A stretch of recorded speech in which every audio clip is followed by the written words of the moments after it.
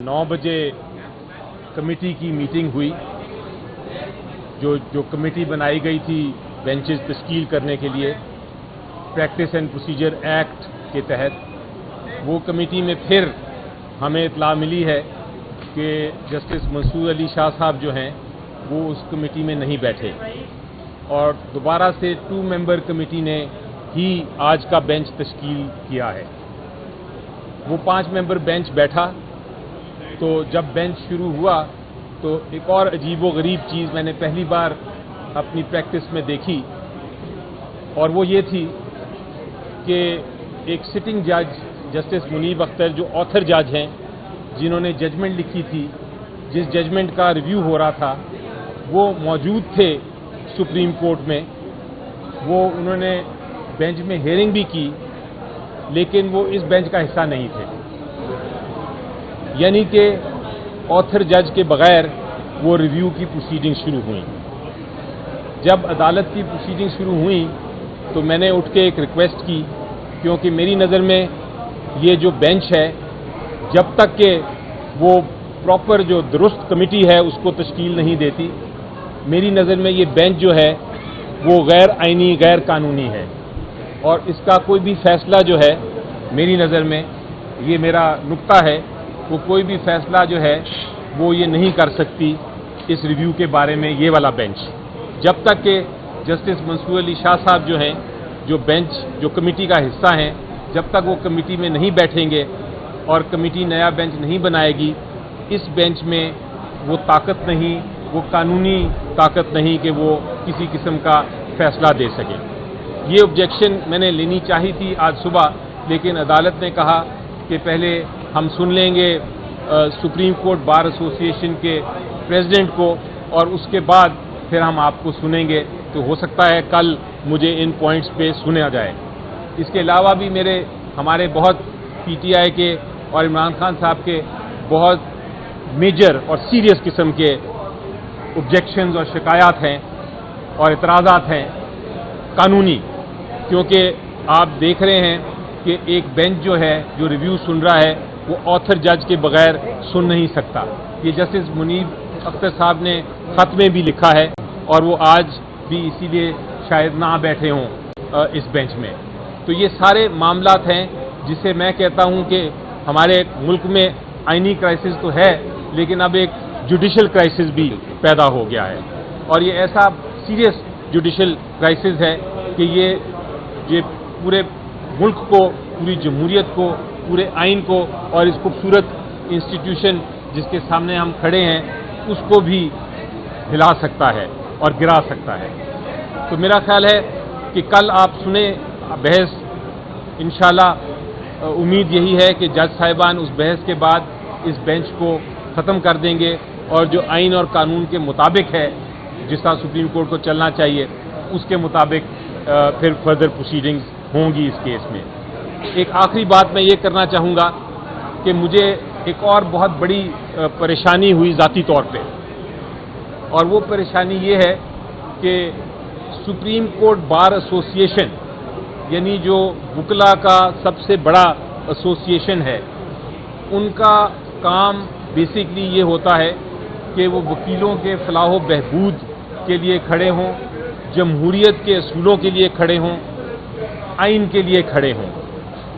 ये केस जिसमें supreme court bar association ने रिव्यू फाइल किया है, उसमें सुप्रीम कोर्ट बार एसोसिएशन ये रिक्वेस्ट कर रही है कि जनाब लोटाक्रसी, हॉर्स ट्रेडिंग, करप्शन और जो रिश्वतखोरी है हमारे पार्लियामेंट के सिस्टम में वापस लेके आएँ और वोट्स करने दें। जिन लोगों ने अपनी पार्टीज़ को अपना ज़मीर बेच के, पैसे लेके वोट्स बेचे हैं, उनको वोट करने की इजाज़त दी जाए।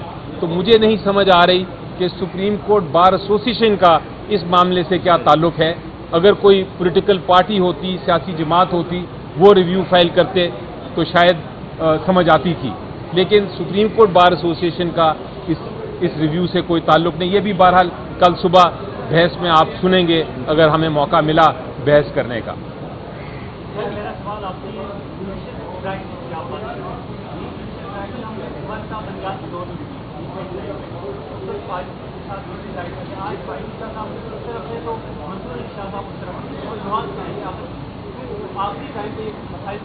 دیکھیں اس سارے کرائسس کا ایک حل ہے اور وہ حل منطق کے اوپر بیسڈ ہے. وہ حل ایک طرح سے پروڈنٹ پریکٹسز جو ہوتی ہیں, یعنی کہ آپ دور اندیشی سے سوچ کے ایک سوچ سمجھ کے ایک ایکشن لیتے ہیں اور اس کا حل ڈھونڈتے ہیں. تو اس کا حل بڑا سمپل ہے. اور پہلے سپریم کورٹ پہلا جو کرائسس تھا جو سجاد علی شاہ کے زمانے میں جج صاحب کے زمانے میں ہوا تھا, وہ پھر سپریم کورٹ نے بڑی خوش اسلوبی سے اس کو ریزالو کیا. اور وہ اس خوش اسلوبی کا طریقہ کیا تھا؟ وہ خوش اسلوبی کا طریقہ اس کو سالو کرنے کا, اس کا حل ڈھونڈنے کا یہ تھا کہ پورا کا پورا سپریم کورٹ بیٹھا اور انہوں نے کہا یہ ہمارے سامنے مسئلے ہیں, یہ ہمارے سامنے پرابلمز ہیں, یہ ایک کرائسس بن گیا ہے. اس سے پہلے کہ انسٹیٹیوشن کو نقصان پہنچے, آئیں بیٹھ کے ہم اس کو ریزالو کرتے ہیں. تو میرا خیال ہے سپریم کورٹ کی جو میری سجیشن ہے کہ فل کورٹ بیٹھ کے یہ سارے فیصلے کرے, وہ میں کل بھی دوں گا اور میں نے پہلے بھی دیا ہے, گزری ہوئی کل کو بھی دیا ہے, آج بھی میں دے رہا ہوں اور یہ میں دیتا رہوں گا کیونکہ میں اس انسٹیٹیوشن کا حصہ ہوں اور میں سمجھتا ہوں کہ اس کا ہم نے حل ڈھونڈنا ہے کیونکہ قوم کا بھی یہی ریکویسٹ ہے اور قوم کے لیے فائدہ بھی اسی میں ہے. کوئی کانفلکٹ آف انٹرسٹ آپ دیکھ رہے ہیں چیف جسٹس قاضی فائز عیسیٰ کا اس تمام معاملے میں؟ آپ کو لگتا ہے کہ اگر یہ 63A کا جو فیصلہ ختم ہوتا ہے تو پھر پی ٹی آئی کے اراکین کو توڑ کر 2 تہائی اکثریت پوری کر کے قاضی فائز عیسیٰ کو آئینی عدالت کا چیف جسٹس لگایا جا سکے گا؟ اور کیا اس میں کوئی اعتراض ہے آپ کو قاضی فائز عیسیٰ کے بینچ پر موجودگی پر؟ دیکھیں 63A کا آپ نے بات کی اور آپ نے ایک بہت اہم لفظ استعمال کیے, conflict of interest. Conflict of interest کا مطلب یہ ہوتا ہے کہ آپ جس چیز کا فیصلہ کرنے جا رہے ہیں وہ آپ کو فیصلہ نہیں کرنا چاہیے کیونکہ اس فیصلے سے یا اس فیصلے کا جو بھی نتیجہ ہوتا ہے اس سے آپ کو نقصان یا فائدہ ہوتا ہے. یہ کانفلکٹ آف انٹرسٹ کا مطلب ہے آسان الفاظ میں. میں جو بحث کروں گا کل اور جو میں پوائنٹس ریز کروں گا وہ قانون, آئین اور منطق پہ بیسڈ ہوں گے. وہ کسی پرسنل کسی اسپیشل جج کے یا کوئی پرسنل کامنٹس نہیں ہوں گے. وہ بالکل قانونی نکات ہوں گے اور مجھے یقین ہے کہ وہ جو قانونی نکات ہیں وہ اتنے وزنی ہیں, وہ اتنے بھاری ہیں, وہ اتنے درست ہیں اور اتنے قانون اور آئین کے مطابق ہیں کہ وہ انشاءاللہ ان کو منظور کیا جائے گا. یہی ہماری امید ہوتی ہے. جب ہم عدالتوں میں پیش ہوتے ہیں تو ہم یہ نہیں دیکھتے کہ سامنے کون جج ہے اور وہ کون جج کا کیا رجحان ہے. ہم یہ دیکھتے ہیں کہ قانون کیا ہے, آئین کیا ہے, اور ہم ایکسپیکٹ کرتے ہیں اور امید رکھتے ہیں کہ جو بھی جج صاحبان ہیں وہ اس کے مطابق ہی فیصلہ کریں گے. اگر وہ فیصلہ قانون اور آئین کے مطابق نہیں ہوتا تو پھر آپ نے دیکھا تھا سمبل کیس کے ساتھ کیا ہوا. ساری دنیا نے تنقید کی, نہ صرف آپ لوگوں نے تنقید کی بلکہ ساری وکلا کمیونٹی, ساری انٹرنیشنل کمیونٹی, سارے پارلیمنٹ جو دنیا کے ہیں, میں بہت سارے پارلیمنٹس میں بھی گیا ہوں, سب نے اس کو کنڈیم کیا اس ججمنٹ کو. تو پھر تاریخ جج کرتی ہے. مگر آپ نے کہا کہ یہ عمران خان کے آپ وکیل ہیں نا, تو عمران خان کو کوئی اعتراض نہیں ہے قاضی فائز عیسیٰ پہ؟ عمران خان صاحب اعتراض بہت بار کر چکے ہیں اور دیکھیں جب اعتراض ہوتا ہے کسی جج صاحب کے خلاف تو پھر جج صاحب کی اپنی مرضی ہوتی ہے. یہی قانون ہے کہ وہ اس کو پھر بھی اس کو سنیں یا نہ سنیں. وہ اعتراض کیا تھا اور انہوں نے کہا پہلے کہ میں اس کو سنوں گا, تو وہ ان کی مرضی ہے, یہی قانون ہے. ایک دن بھی ڈیلے ہو تو اٹھا کے اس کے منہ پہ مار لیا جاتا ہے. یہاں پہ کس ریویو کے لیے آئین میں بھی تبدیلی کی جا رہی ہے, آئین سے والا تر ہو کے ریویو اتنا کیوں ایکسیپٹ کیا جا رہا ہے؟ نہ رولس کو فالو ہو رہا ہے بینچ بنانے میں, نہ ریویو کے والے سے تو قانون اس کو لکھا جا رہا ہے. تو اس طرح خاص یہ کیس کس وجہ سے بنا؟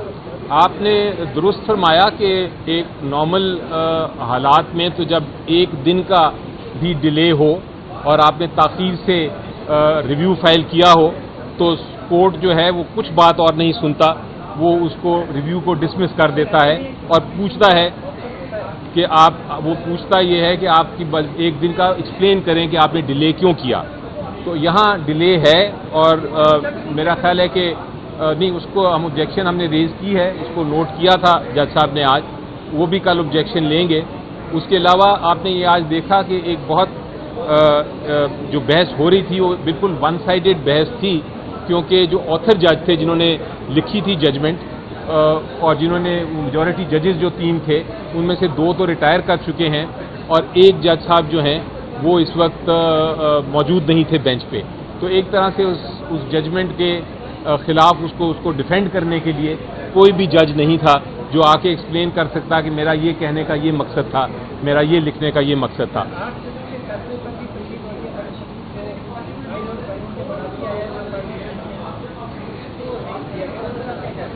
جی مجھے آپ کی آواز نہیں ہے.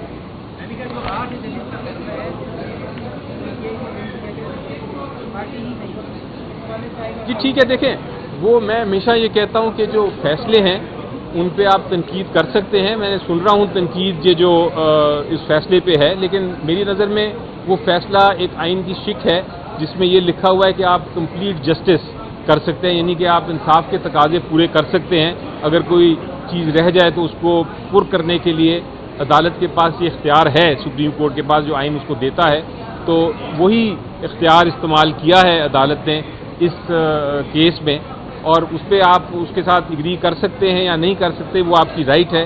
لیکن بہرحال ججمنٹ ابھی ہے, اور جب تک یہ ججمنٹ ہے قائم, اس کو امپلیمنٹ کرنا الیکشن کمیشن آف پاکستان کی ذمہ داری ہے. الیکشن کمیشن آف پاکستان اپنی ذمہ داری نہیں پورا کر رہا, اور یہ بھی آئین کی ایک طرح سے خلاف ورزی ہے.